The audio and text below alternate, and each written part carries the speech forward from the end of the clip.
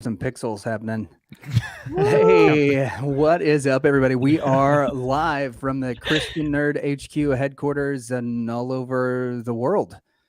Oh wow! Yeah, and certainly all over the southwest and eastern parts of the United States.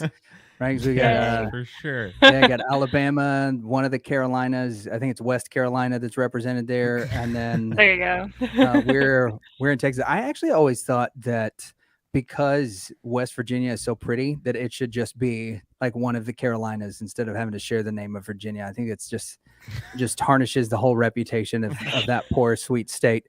Well, we're here today to talk about Guardians of the Galaxy Volume 3. Now, for those of you who may or may not have watched it, there will be some points where we just politely tell you, hey, some spoilers are coming, and we're just going to do like we do with some of our guests, just tell you to earmuff. And then we'll just give you a big whoop and let you know that you can come back in as we discuss some of these things. Some stuff will be a little bit more specific. We've heard that there are lots of opinions that are to be shared from our man from the Tatooine Sun. So, Nate, why don't you introduce yourself and tell everybody what podcast you're from? I'm BB Nate from the Tatooine Suns Pop Culture Podcast. Yeah. Sweet. Cool. And then also on our panel today is Ashley Cox from Fangirling Over Jesus. Tell us a little bit about your show, Ashley. Hold on. I thought we were supposed to watch Return of the Jedi, not Guardians of the Galaxy 3. I think I'm on the wrong podcast. Maybe Dang I am. Oh, wow. Maybe. No. What is my name? My name is Ashley. It's been that kind of day. My name is Ashley, and I am with Fangirling Over Jesus, and this is going to be fun. I'm excited. I completely agree. And welcome nerds from all across the different fandoms as we get down into the nitty gritty of kind of our first big live stream that we're doing for Christian Nerd HQ, and talking about one of the biggest movies of the year is already Guardians 3 is sort of outpacing what they thought it might do at the box office. Now, that said, before we dive too far into our thoughts on the movie, a couple of things that you should know if you haven't seen it yet, as far as, hey, you know, I'm a parent that maybe wanted to take my kids to it. This is a really, really, really stout PG-13. I would say Guardians of the Galaxy Volume 3 is an almost R versus like a PG-13 movie. It is not leaning on the, like, this is going to be something that you want to take your elementary school kid to, and maybe even like, you know, preview it if you're wanting to take a junior high kid to it as well. There's some rough language, there's some gore in it, and some scenes that are a little uncomfortable. But I would say that it probably, if you're looking at this movie like, hey, this may be a fun thing for our family for the weekend, Guardians Volume 3 is like, go see Mario again. This is not the family picture that we've kind of come to expect, especially from some of the Marvel stuff as of late that tends to be a little bit more family friendly. Like I would say, again, this is less of a PG-13 movie and more of a not quite rated R film. And that is, I think, indicative of what we're about to see in the DC universe from James Gunn. And I think this sort of sets the tone on what he's going to be doing there. So to hop into it, let's first get some ratings, and we'll do our scale of 1 to 10 based on the scale of 1 to 10 based on dystopian future robotic animal replacement parts. There you go. Is that clumsy enough for y'all? Right. So one more time. Yeah, so Nate, 1 out of 10 dystopian future robotic animal replacement parts. How do you score the film? Well, I'm going to call them experiments. Okay, yeah, there you go. That's a little too much. But honestly, Guardians has been a huge deal for me ever since I was a kid. I mean, the first album I ever bought with my own money was Awesome Mix Volume 1. And wow. I've always loved the Guardians. And so I was super excited for this movie, and I absolutely loved it. I've seen it twice already. And so I've just really enjoyed what they did with the characters and how it wasn't really a whole, you know, galaxy ending event like we've come to know from this. It was a very personal story throughout the entire movie. I loved it. I'll probably give it a 9 out of 10 experiments. Wow, 9 out of 10 experiments. Ashley, what you got? I'm trying to think of like other experimental movies that I've seen to rate it against. I don't know. I'm gonna rate it a 10, and I'm gonna veer a little out of the category. And the reason I'm giving it a 10 is because I felt like I feel like we've had some good Marvel stuff coming out. Like Wakanda Forever was excellent, but we knew it was gonna be heavy. Ant-Man was good, but it was just kind of good, you know? This felt like Marvel, and it felt like you said, it felt very personal. You laughed. I snot cried into my Loki blanket. Like it was the whole range of things. You took a blanket to the movie theater with you? I always take. It's cold. It's cold at the theaters in AC North in my Carolina. I theater's don't know about broken, there in Texas. so Yeah. Hey, Danley. Oh gosh. Splashly. But no, so I'm gonna give it a. I was really impressed. I was really impressed. So I'm gonna give it a 10. Well, I'm probably the lowest rating on the show. Then I'm gonna give it an 8 and some change. I wouldn't quite go okay. to 8.5, and part of the reason is because this is one where I feel like the Guardians have done a pretty good job, and Star Wars does this same thing about maturing with their audience. We definitely like see that in the Bad Batch. We saw it in the Clone Wars. You see it in Rebels and all of those series. And so Guardians has matured a little bit with their audience, but I would say that it took away, because of some of the things that are in there, and I'm sure we'll talk about them. It took away the this is something that we can go to with the youth group aspect for me. Like this is not a youth group movie anymore. Like one definitely was, it was fun. Two was kind of right there. And yeah, there may be some things that we have to talk about, but for the most part, like this is it. And it'll bring up good conversation.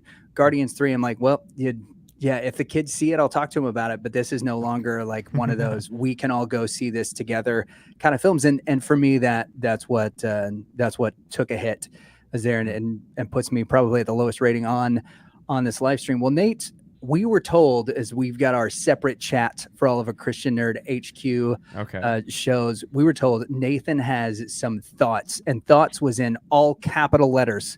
So from the top, man, tell us a little bit, since you had you've got such a love for it. You rated it really high for you. You know, what were some of the things that you liked about Guardians 3, and maybe give us some of these so-called thoughts that we've been hearing about. Yeah. So just by, watching this movie, this movie felt like saying goodbye to that part of my childhood. Really, it was a great send off for what was so important to me. Do we need to earmuff? Are we gonna alert? No, I'm gonna here. No spoilers right now. Okay. I'm gonna keep it pretty. They've been saying that in like every single one of the TV spots. So, that I'm gonna stay pretty non-spoiler. But it was a very good send off, a goodbye to the characters that I've loved for so long, and it was just so well done. James Gunn knew what he was wanting to do.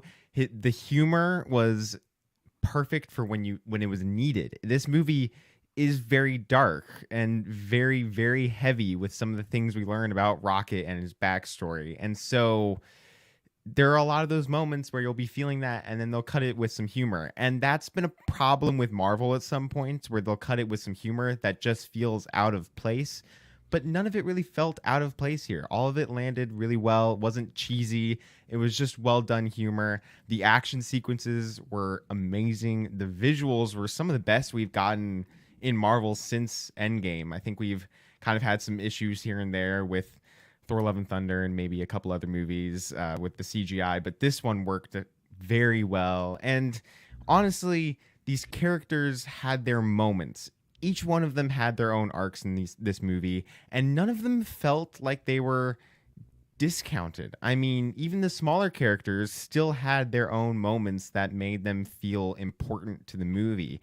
And that, again, is something that Marvel has struggled with since Endgame. With Eternals, they introduced 13 characters, so many, and I felt like 2 of them had an arc, and then the rest were either killed off or just ignored. And so with this one, even though we've had 2 movies of experience before it, in this movie itself was still able to tell great stories for all the characters. I really just think what was needed to be done for this movie was done very well and was exactly what I expected and more, with just some great moments in it that really made me happy to be at the movie, and also a little sad to say goodbye to these characters, but exactly what I wanted to feel from this movie. Ashley, what you got? Oh my gosh. I was really excited because I love trailers, but I've taken a turn in the past year to like I'm not gonna watch any trailers. Oh no. Fair So enough. like because not just Marvel, but a lot of movies lately, I feel like their trailers are getting spoilery, Mm. and I just like I want to be surprised. I want to enjoy it and experience it in the moment. So every time a Guardians of the Galaxy trailer has come on, I've been like la la la la la la la. Um, so it was awesome because it was very fresh for me. Everything was new. I had heard maybe like one rumor going into it, and it was a rumor I didn't agree with. So it wasn't one of those things that like was like, oh my gosh, this is going to happen, you know? And so I loved getting to come into it with absolutely fresh eyes. I loved like you were saying, I love the progressions for each character. Everyone had an arc. I loved especially for, I don't think this is too spoilery, but like, especially for characters that are more grouchy, like Nebula and Rocket, like they made us like two characters that are incredibly like dislikable. Like I want to hug them and love them because you know that's very impressive to do as a writer, as a director, as actors. I thought the music was incredibly on point. Fantastic. That was phenomenal. I thought it was, sorry if you hear my dog in the background. I loved to, I don't know if you guys saw this on May 4th. James Gunn had posted something about, you know, he was promoting Guardians of the Galaxy, and he said, you know, like I wanted to make not like a Marvel version of Star Wars, but I wanted to use what Star Wars has done so well, like the different galaxies and the different people and just kind of the wackiness of it all. Like I wanted to make something that felt like Star Wars but was for Guardians. And I felt like he did that really well with this movie. And I loved that we did get some, you know, big expansive galactic things, but then we got the very personal moments of like, oh my gosh, what's his name with the fin on top, like the Kraglin. user Kraglin, yeah. We got his personal moment. We got we just it was yeah, I would it's remarkable to be able to accomplish all of that in one movie. So Agreed. There was a couple of scenes where so I watched the movie with my wife, and we have this challenge that we started whenever we were dating, because I am known to shed a tear every now and then during a movie, and it started the first time we watched Coco, because like Coco got me at a couple of parts, right? So we sort of were, you know, side-eyeing one another to see who was crying at what part of the movie, and this one got her a couple of times, and you're right, there is a lot of emotional connection that you create with the characters, the backstory as it's made, and the idea of found family in particular in this movie is so strong in interconnecting all of the characters, and then really and we've seen her in the trailer, so you know that she's a part of the movie.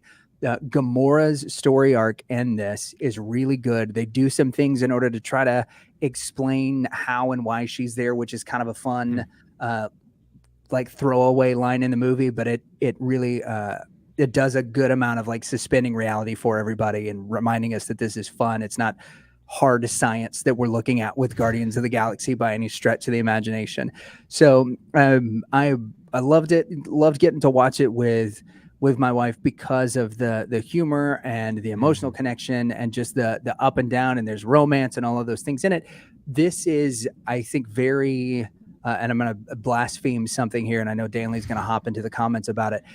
This movie followed kind of the Princess Bride formula in the sense of like, let's do a good job of putting a little bit of everything in here and making it all make sense, and then hopping out.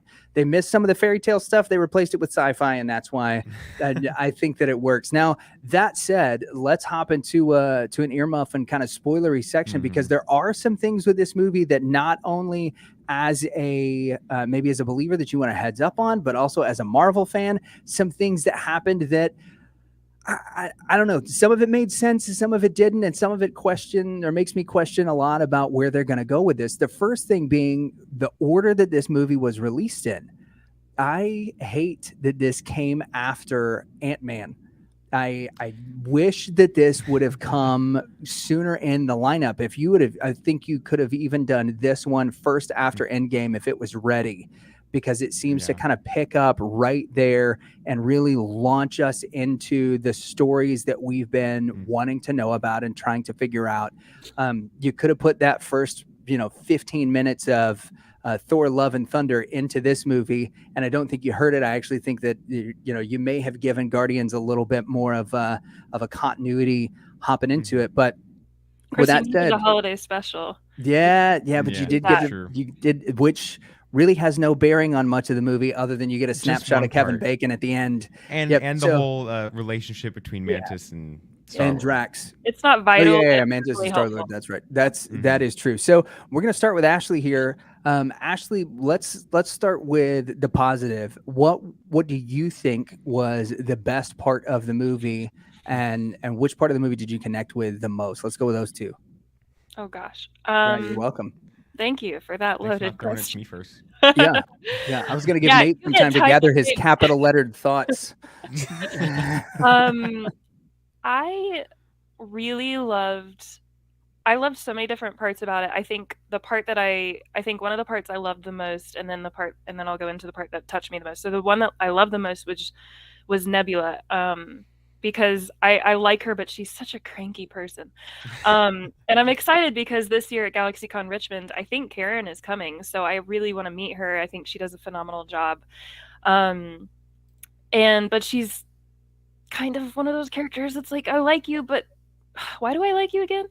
And it kind of comes to a head right in that moment where like she's being really condescending to Drax and to Mantis, and then when in the latter part of the movie when Drax starts talking to the children in their language and she's like, why didn't you tell me you knew this language? And he's like, why didn't you ask, And I loved getting, even just like, I think through the whole movie, but even just in that moment, seeing her catch herself and shift, and then come into her own, like, I'm gonna lead this city and whatnot. I really loved that. She's come so far from just trying to please, Daddy Thanos. As far as as far as the moment that touched me the most, um, oh my gosh, Lila.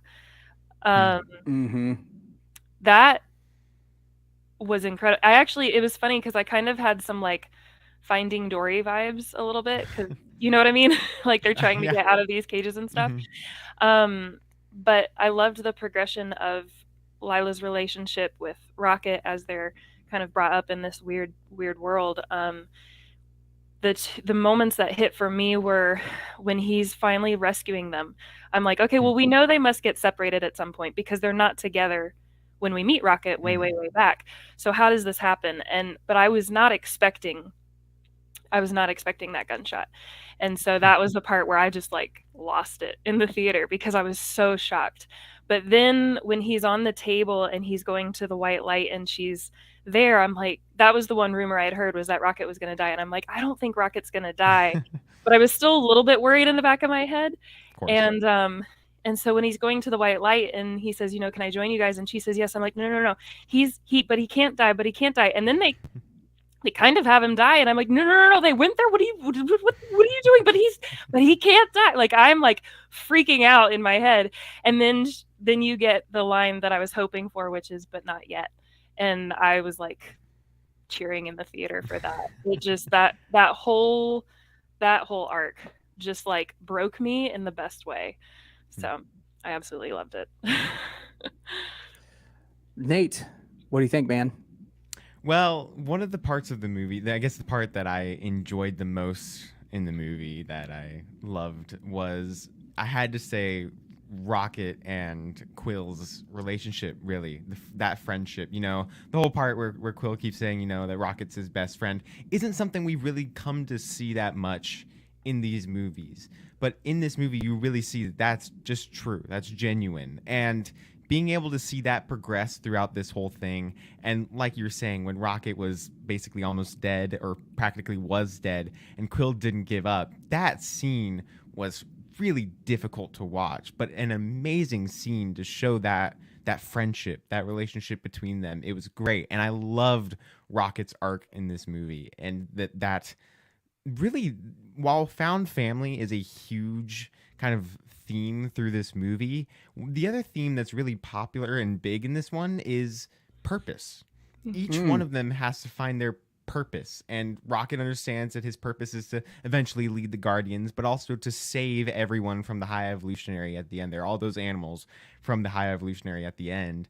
And, and then we see Mantis having to go find hers, and Star-Lord going back to Earth, and all of these things. And that's really where that comes from. I think that found family is a huge theme, but I feel like purpose is that second theme that they really wanted to touch on a lot. And that was really awesome to see, because I mean, it was even mentioned. Lila was like, but you still have a purpose there, and this story has been yours all along, which was an amazing line and an amazing scene.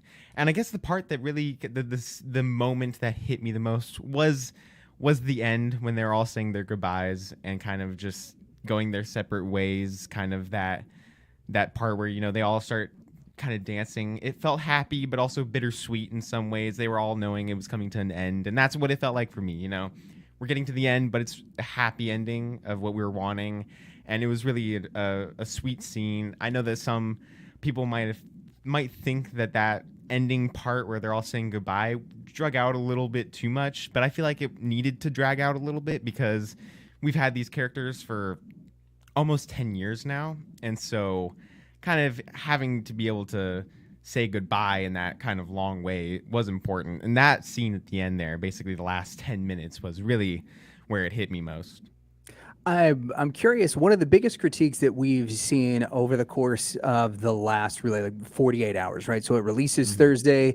We're here Saturday afternoon doing this live stream, is that Guardians tries to do a lot of things, but it doesn't ever really land. Like, it never finds that home in that right space. Now, most of the critics that are even saying this kind of things are saying that the movie was good, but it doesn't really hit home on any of the points. It almost gets emotional enough. It almost gets funny. It's almost trying to do this, and that it is a bunch of really good almosts, but that nothing ever really comes home. Now, at the beginning of the movie, we see Peter Quill is distraught.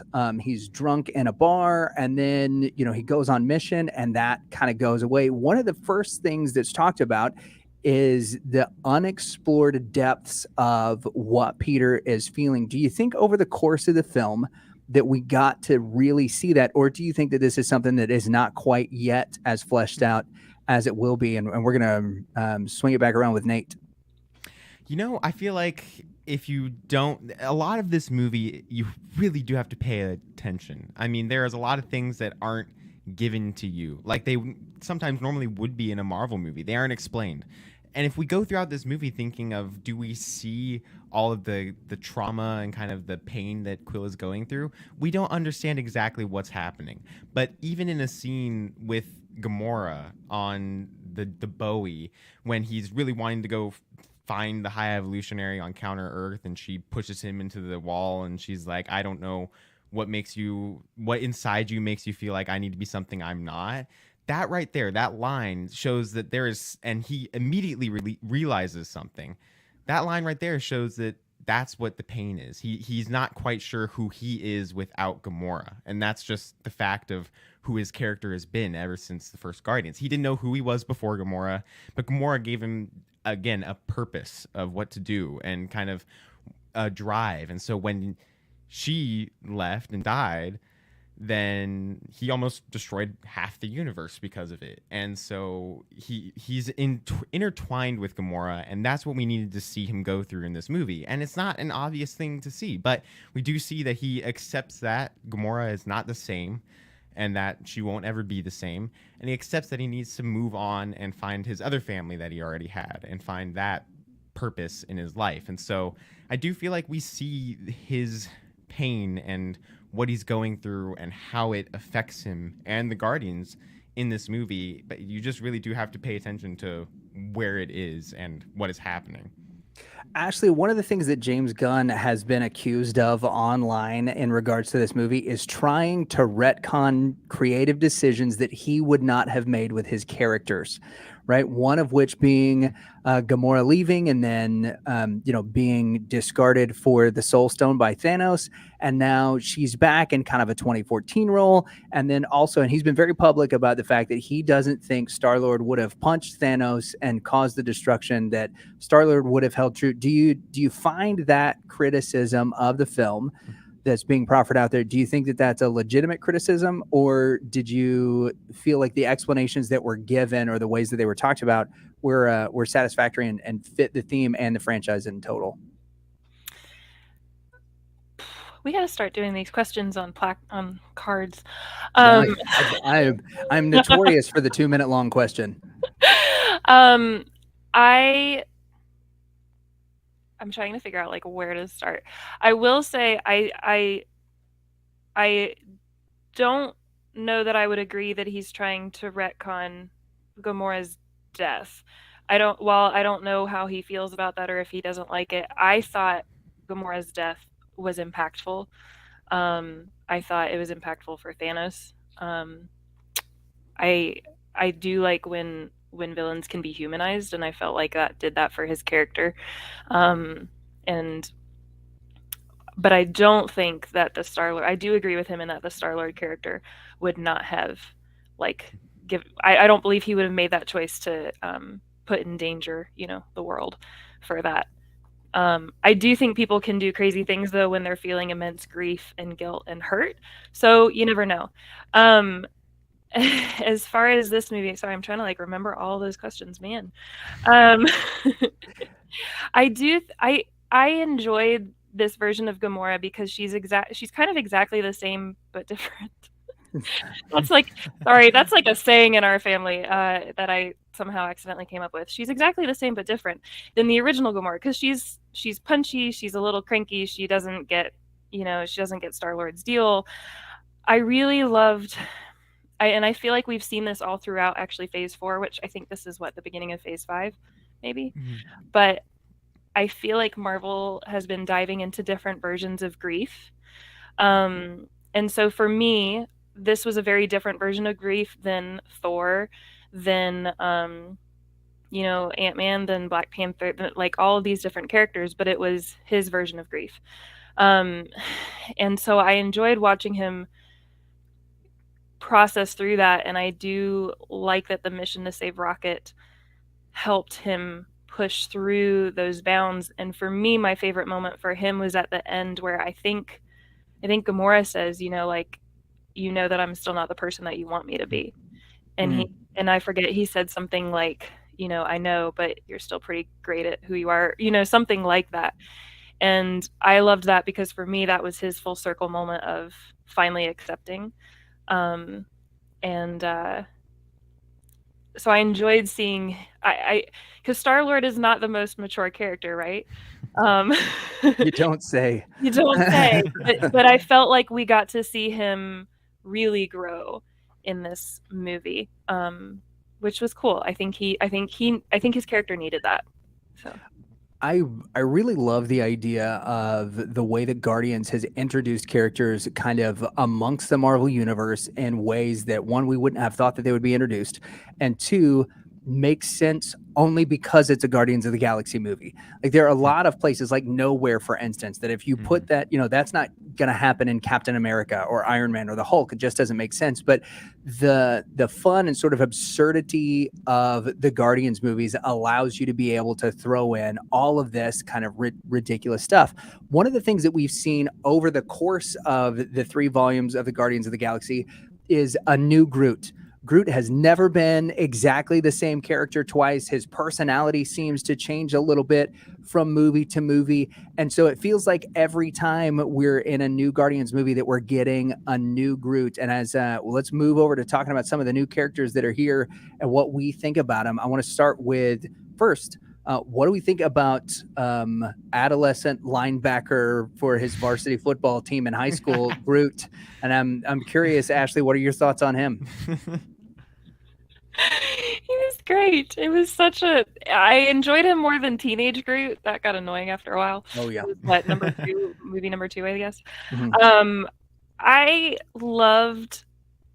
Because I love Groot in the first movie, but you're still kind of figuring out what this tree guy is, and it, I guess the full evolution of the character came for me hit really well when they're in the whatever that red room is with the high evolutionary, Mhm. and because you see Star-Lord giving him the guns and he's like, you know how to use these, but then later when he literally branches out, right, with all of those with all of those, Looking like Agent Venom. that was so cool where he's guarding and he's protecting, and then when the bravery and the courage that he's got, but also then the trust that Star-Lord even has in him to the extent that he will jump out of this building and he's like, yeah, Groot's got this, like he's gonna, like, that was so cool. And then at the end we get, I like did anybody else do a double take when Groot was like, I love you guys? Yeah. I Now, was kind of blown away with that. so there is, Ashley points out something that's really interesting about this film is that there is this sort of understanding of Groot that happens. And first we see it through Gamora, where she's like, oh, y'all are just making up what the tree says. And yet at the end of the movie, he starts talking to her and she starts to understand. We do know that the language on Planet X, where Groot is from and is the only known surviving person of Planet X that we've got in the Marvel universe, we do know that it's a language because Thor knows it and can speak it in Infinity War as they're going to get Stormbreaker created, and everybody's kind of like, hey, what's going on? What's going on, Andrew? Welcome to the chat. So when we see that, we know that it's a language, but there also seems to be some kind of deeper connection with the people that are around him, that once they get connected to Groot on a certain level, that they can understand it. And from what we've seen and heard from some of the Marvel execs that have kind of made comments on this, is that they wanted to end it with everyone knowing that they had become part of the Guardians, that they were part of the family. And so that's why when Groot says, I love you, that now we're able to understand him as kind of a breaking of the fourth wall. Now we're part of the group as well, which I think was a really, really cool kind of sentimental moment there at the end.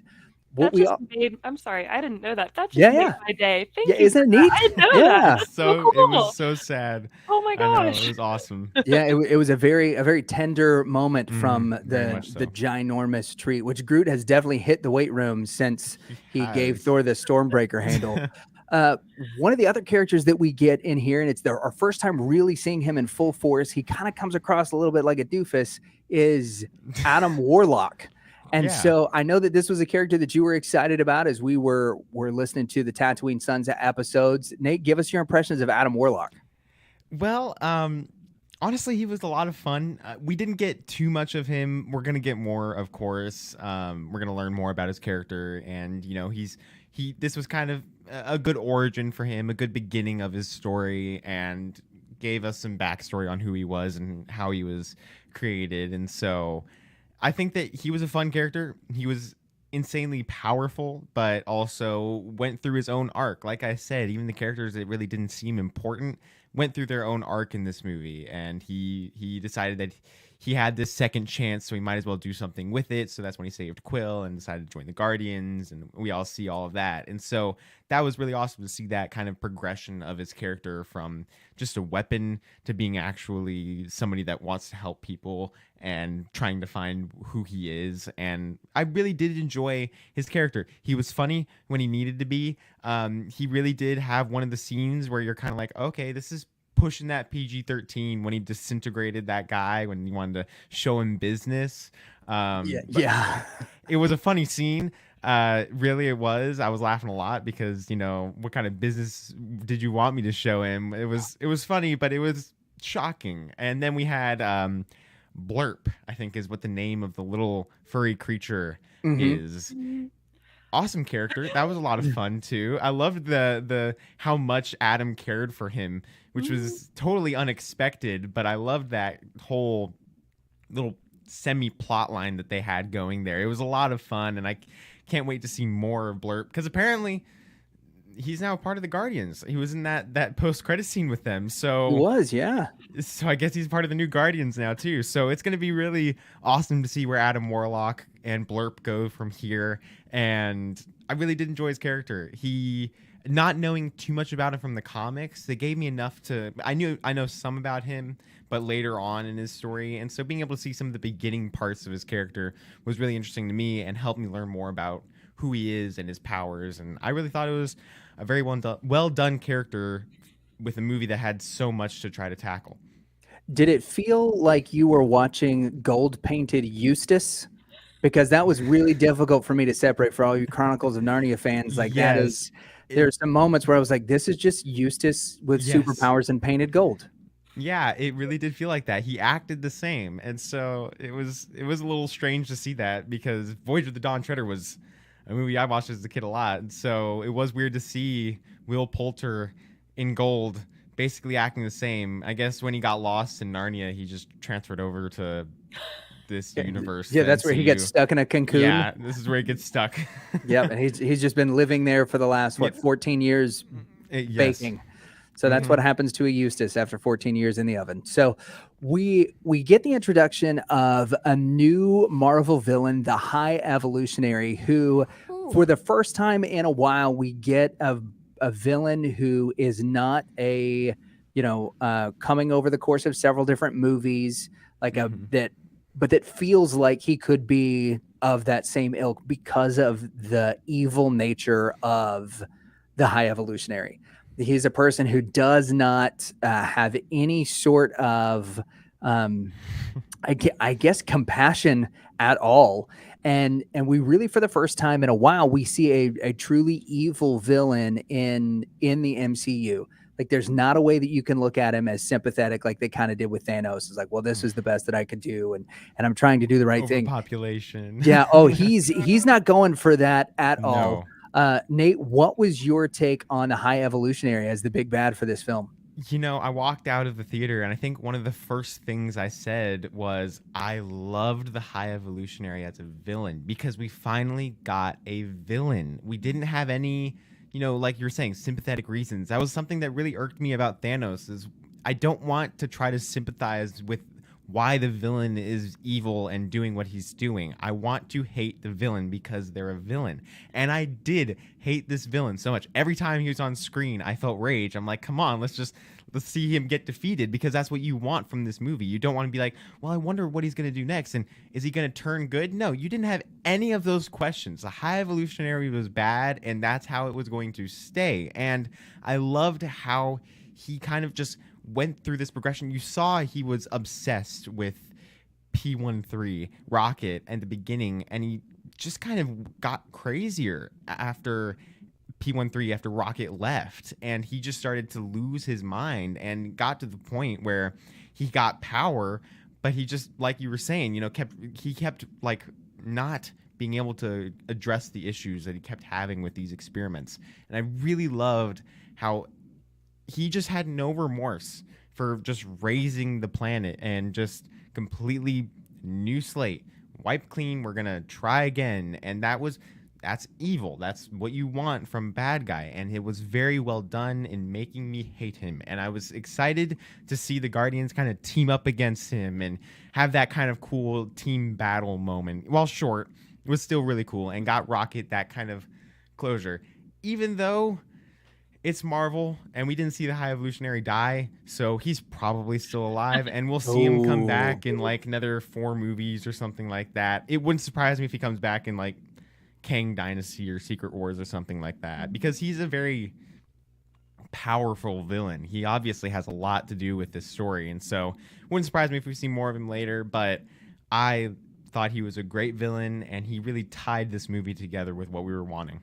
Ashley, thoughts on the High Evolutionary? Yeah, I was gonna say I also agreed. I loved them. I loved him as a villain. I was more afraid of him than I have ever been of Kang. I just didn't really buy Kang as like super evil in Ant-Man. Like, I liked him in Loki, but Ant-Man didn't really do much for me.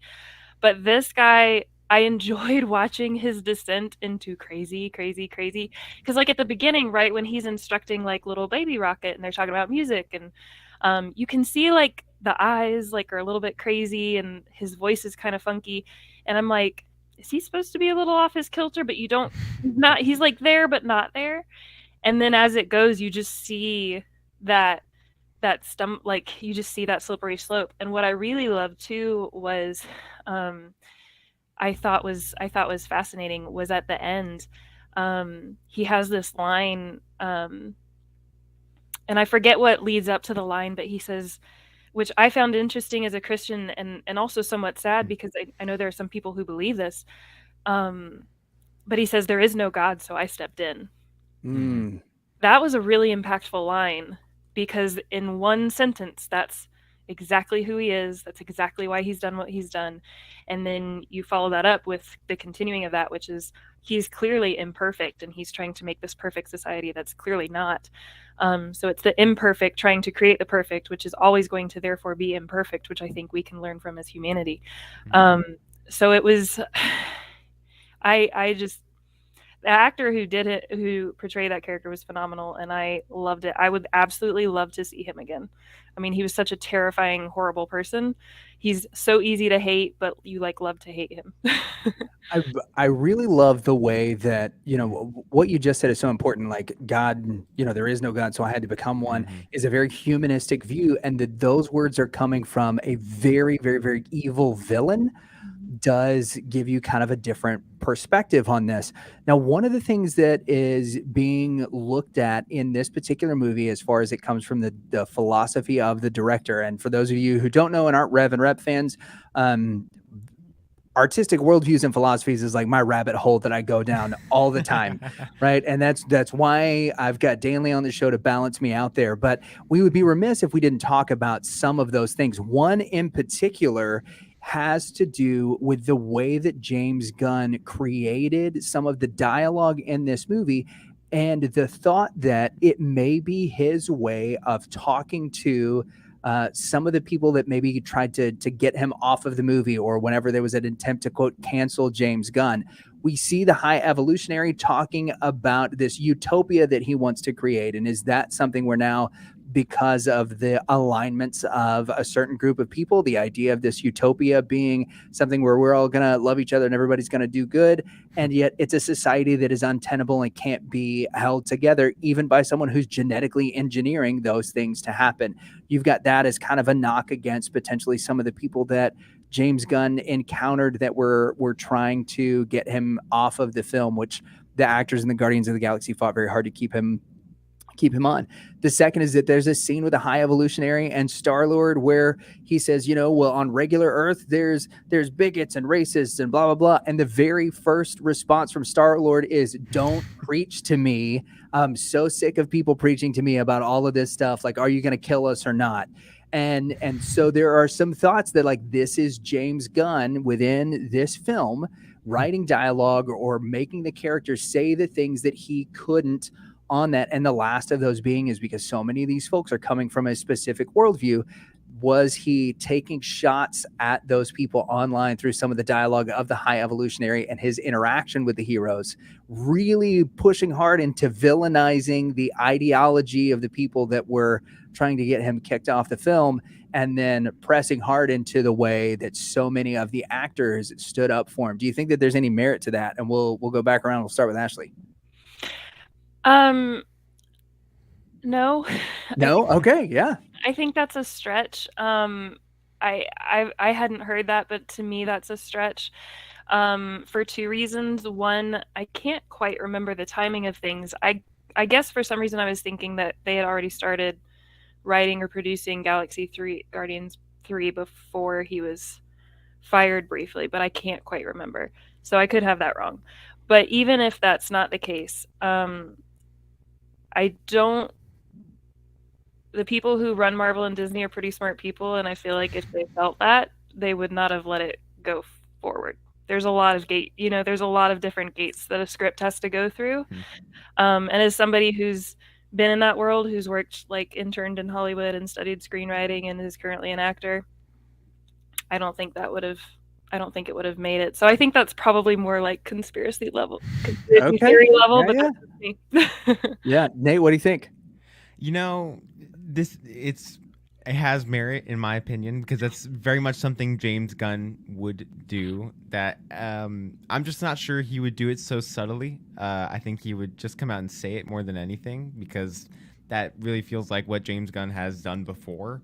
But honestly, I think that it's a way for him to kind of, everybody puts something of themselves into every movie that they make. And so that very well could have been a way for him to get that out, get that frustration out because there was really no huge reason that cancel culture should have attacked him that much, and that he almost Guardians 3 almost wasn't made with him. And so this was a way for him to kind of, I could see him to kind of just be like, this is crazy, y'all are just absolutely insane and just kind of trying to get me to get off of this for the wrong reasons, and yes, villainizing that ideology. But also I think in another way it could just be that we're looking for that to be the case because we feel like that shouldn't have been the case because we're not really a part of that cancel culture. And so we feel like we could be like, oh, we understand what this means, and he's really reaching for it. So it could be a conspiracy theory, but I also very much could see James Gunn going that extra mile to subtly poke at people because that is very much what he does all the time. I think any good conspiracy is a good conspiracy because it has a little bit of merit, right? That like, the ones that are just completely outlandish are easy to dismiss, but the ones where you look at it and you're like, well, that might actually fit. No, those are the ones that are really I think the funnest to throw around. And I'm going to use the word funnest because I don't know if I should or not. But those are the ones that are the funnest to throw around and to talk about, especially when we're talking about a movie from a philosophical or worldview perspective. Now, the God complex in particular of the High Evolutionary was one that really, as we talked about, grew over the course of the film, that there seemed like there was this kind of interesting way in which he was interacting with everything. He didn't expect Rocket at the beginning of the movie to be able to develop the sort of creative and innovative thought that he did because they'd never seen that before. Once he does see it, though, he becomes very frustrated that it came from Rocket and not from him, which really sparks his obsession with P8 or 89P13. And so there's a lot of things about how the creator in this instance becomes increasingly frustrated with the creation because he's being outpaced by it. And as we see the movie continue, Rocket does allow them to move into this place where they make the pinnacle of evolution and millions of years of evolution pass. There's two observations that we made about that, and I want y'all's feedback on it. The first is that all of these different creatures, whenever they reach the pinnacle of evolution, they become something human-like. The turtles, the rabbits, the vampire bats, all of them, to reach the pinnacle of evolution, they end up looking like humanoids with prominent features that let us know kind of what species they're from. And the second thing that happens is that world with all of these animalistic creatures is completely destroyed. Now, one of the things that's been talked about in some of the discussion forums and things online, and then I want to proffer up here, is the first being, because this is a humanistic worldview coming from the High Evolutionary, who sees himself as kind of master above all, that nothing should be either as big and smart as him, but everything should kind of be crafted in an image that he likes and relates to. And then number two is there a disparage in emotional connection between the audience and the beings on that planet that was destroyed because they weren't actually people, they were lab creations and were animals? Are we less connected to them because they weren't people? And so I'm going to start this one with Ashley and see what her thoughts are on it, because she's giving me looks like, why are you even bringing this up?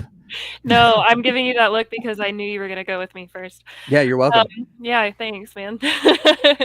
You're lucky you're out there in Texas. Yeah, I'm not within striking distance. I think we feel for them just the same and potentially even more, because they are created, because in the way that they were created, because and this can get into some murky territory, but you have the horrific things that he was doing to get to that point, to get to the point of the things that he ultimately created in Counter Earth, are terrible, and they were heartbreaking, and we see that so clearly in Rocket, for example. And so I think I think we have compassion for that, or at least I feel like I did. I feel like we would, as a community, have compassion for that. And then I think, and like I said, this gets into some murky territory, but like you have the issue of consent. Like these are beings that were created through awful means.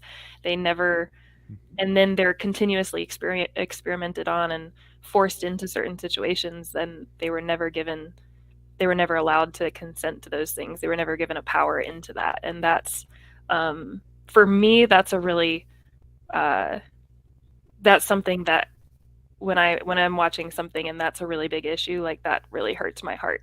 So for me, I felt more for them because of that, if that makes sense. Yeah, for sure. Nate, did you feel for the animals at all, or were you detached?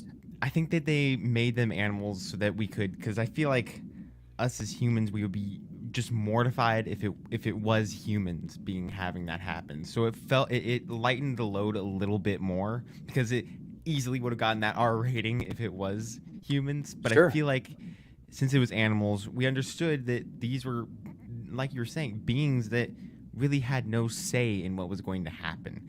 And these, I mean, we go around and we have pets, and we always think that these pets are so innocent, and so these animals are just innocent creatures that are forced to be put into these positions where they can no longer be innocent creatures. We see the human problems that we have being forced onto these animals, humanoid things that we saw in the movie. And so that is that point where it's just never going to be perfect. And we felt for that. Right as I saw that and all that happening, the drug dealing and the fighting and all this stuff, I was like, this is nowhere near a perfect society that he was trying to make, and he'll never get to that point. And so I was feeling for it, because I'm like, it just shows a fictional version of what's wrong with our world. And it allowed it to be a little bit lighter, a little bit easier to take in, but still allow the audience to be like, oh, well, this isn't making sense. This isn't right. This isn't even close to what he's trying to accomplish. And so it allowed us to connect without feeling mortified by the outcome that happened. So I feel like, yes, even though they were animals, there was no less connection there, in my opinion. So one of the things before we wrap up, because we want to kind of keep this at a tight hour, one of the things that we talked about at the beginning is that this film was not quite R-rated. There was a PG-13 movie, but PG-13, it was pushing the limit on all of it. You've got your one F-bomb that's thrown in there. There is a lot of gore, as Nate just mentioned. There is the idea that maybe it was a planet full of animals instead of people, so that you don't get that R rating because of the amount of there's drug dealing and there's violence that are happening between animals on like an animal planet. So it doesn't feel like it's maybe as harsh as it's. I was just waiting on Animal Denzel Washington to go and to break stuff up in a couple of these scenes. So what is your thoughts on the gore and particularly the language? Did they add to the movie or were they unnecessary? And I'm gonna go back through with Nate. Okay. Well, this is always an interesting conversation, because it's one that I have a lot, dealing with, are these things necessary for movies and do they help it and all this stuff. And I looked really to the last superhero movie that I saw that pushed the PG-13 rating, I'd say, even further than Guardians, and that was the Batman. I mean, that was on the edge of R. And I feel like due to that fact, it helped me connect with the story more, because even with this movie, yes, there was gore, it was dark, the themes were disturbing at times, there was language, it was mature, and it did mature with kind of the audience, because as I've grown up with these movies, I've matured with them, and so it allowed me to feel like I could connect with that more through the fact of it was darker, but those points that needed to happen, the more mature points, were also kind of cut up with levity, and it made that those funny scenes and the happy scenes at the end, you know, the goodbyes and all that stuff, mean a lot more. Because if it was just all kind of the same feeling of the first movie, with being a little bit more childish, a little bit more immature, and a little bit more cheesy, and having a good old fun time and dance offs and all this stuff to fight the villain and everything, it would have felt like, okay, well, we're just kind of reverting back to the childish nature that we had with the Guardians at the beginning. And that's not the case that we have right now with these characters.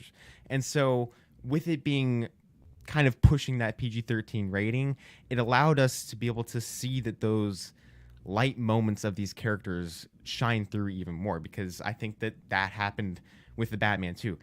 Insanely dark movie, but the moments of hope and light and everything were able to be seen so much more because they showed up more through all of that darkness. And so I feel like even though it was pushing that PG-13 rating, I don't think I would have had it kind of reel that back. I feel like it needed to be where it was for that rating, for it to kind of have more of an impact where we were. Ashley, what do you think? Yeah, I think I would agree. Because I don't remember the moment that the F-bomb dropped, but I remember when it was dropped. I was like, oh, we're serious now. Okay. And I think it shocked you, because I wasn't expecting that, and it shocked you into like, you need to pay attention. Like, hopefully you've been paying attention, but like, pay attention.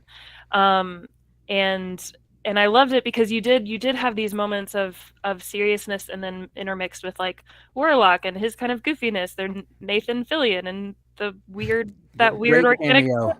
That was such a great cameo. Yeah, the meat so suits. That was so weird, but so cool. To the little blurb guy, which, by the way, I just found out on IMDb is voiced by D. Bradley Baker.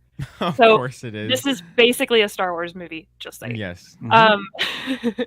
And so, but I loved that we got, and I was impressed though from the language, but then also even the themes, like this, you know, from the things we were just talking about with, you know, compassion for these creatures, to the idea of consent, to even like, you know, when they find all those kids, I mean, that it's not exactly the same, but it very much reminded me of human trafficking. I mean, that's a pretty, like, I was shocked that was in there. This was dark, but I would agree. I think it made you see the moments of light, just a little bit more. And I'm trying to figure out how to say what I want to say. It just, what I also really love too, and I would say this, some movies try to take you from the high highs and the laughs to the low lows, and they do it clumsily. It feels contrived. It feels very manipulative. This movie did not feel manipulative to me. It felt very heartfelt, from the light moments to the dark moments. And I think you felt that especially through Rocket's progression, and to an extent Star-Lord's, but I really appreciated how they were able to do that. I think with the gore, y'all are spot on that was something that drives the evil nature of the villain and gives us insight into just how dark Rocket's past was. As you know, we see at the very, very end of the movie, you know, the High Evolutionary's face kind of falls off, and then you see what Rocket did to him. And just the poor little guy who was just trying to escape with his friends and watches him get killed, and then still, even at the end of the movie, does exactly what he had done before. Is he doesn't kill him, he leaves him. The F-bomb to me just felt out of place. Like it came at a point where, you know, Nebula's trying to get into the car, and she's trying to push the button, and Star-Lord's explaining it to her, and then he's like, you know, just get in the effing car. And that felt it. There's a sense at which I can see the argument that, like, hey, this is creating urgency because now Star-Lord is sick of this little, you know, trope that we're doing if she can't get in the car, and now, you know, we have to go do this because we have to save Rocket. But it almost felt like, hey, this is something that we can do, so we might as well do it. And it felt almost like a throwaway moment in there. That is it's one of the things now that, like, looking at it, as you know, we were talking in the beginning, like, as a pastor, I'm like, hey, is this something that we can do as a youth group thing? Like, we can take our youth group to it. And that is one of the things that for me makes it And no, like, will I watch it again? Probably, because I overall I really did enjoy the movie a lot. Is this one that I think that I can recommend to other parents? No. But could I recommend it to friends of mine? I think so. And then that's what I want to hit on as we close our last two questions. Will you recommend Guardians of the Galaxy Volume 3 to people, and what is your predictions sure to go wrong with what happens to Star-Lord now that he is mowing the lawn of an old lady while her 45-year-old able-bodied son is sitting on the porch, like so many of us have to do, and that another big shot at the culture. So Ashley, we'll start with you. Do you recommend it, and what happens to Star-Lord? I highly recommend it. I thought it was the best of the three Guardians movies. I think it's one of the most solid Marvel movies that we've seen in the past couple of years. I also, this is so random, but I almost wonder if the scene with the F-bomb, I wonder if they improv'd some of that, They because did. and It so was. to me that Chris Pratt improv'd it. Yeah. So to me that yeah. makes sense. Mhm. And what was the second question? The second question is speculate irresponsibly about what happens to Star-Lord. Shoot. I think Thor is gonna come back for him. I think Thor is gonna come create like a little special circle in his backyard, so he never has to mow again, and he's just gonna pluck him up, and they're gonna, I don't know, go maybe on a honeymoon or something. No, I'm they're down gonna go for fight bad guys. yeah, I'm down for a Chris Pratt and Chris Hemsworth buddy movie. I think that'd be great. That All would right, be fun. Nate, what you got? Would I recommend? Yeah, I'd say yes. I would recommend this. I really did love the movie, but as with any movie, no matter what, even if it's recommended to you or not, just take time to research it for yourself.